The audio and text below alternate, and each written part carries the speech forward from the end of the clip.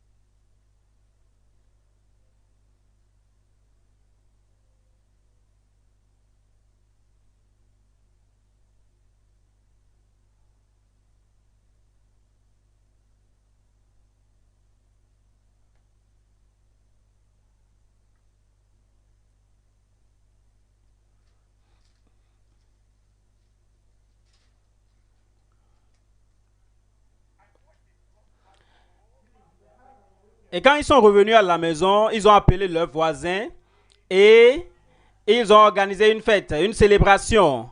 Et ils ont envoyé tous leurs idoles et ont rendu gloire à leurs idoles. Et ils se sont dit, voici, les idoles ont accompli ces grands miracles.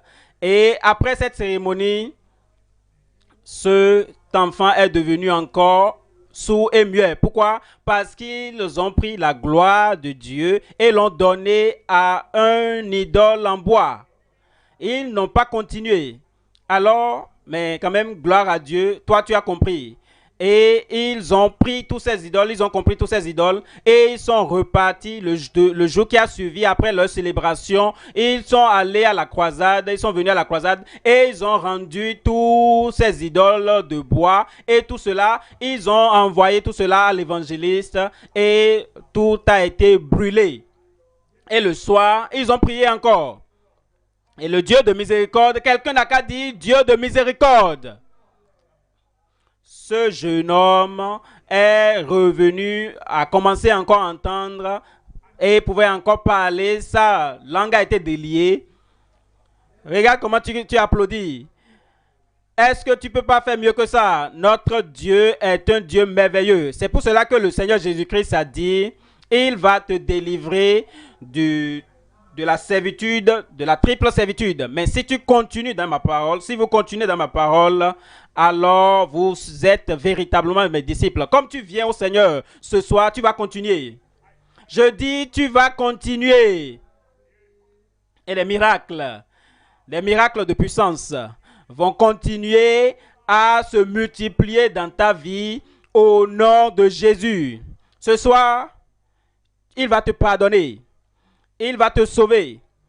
Il va t'affranchir. Et toutes les servitudes de ta vie seront brisées et détruites. Je viens maintenant au troisième point. Nous avons vu déjà les chaînes, nous avons vu la foi. Et maintenant, nous parlons de notre liberté. Ma liberté. Ma liberté. Notre liberté avec un triple avantage. notre liberté. Le Seigneur va t'affranchir, te libérer du péché, te libérer de la maladie et te libérer de l'affliction satanique.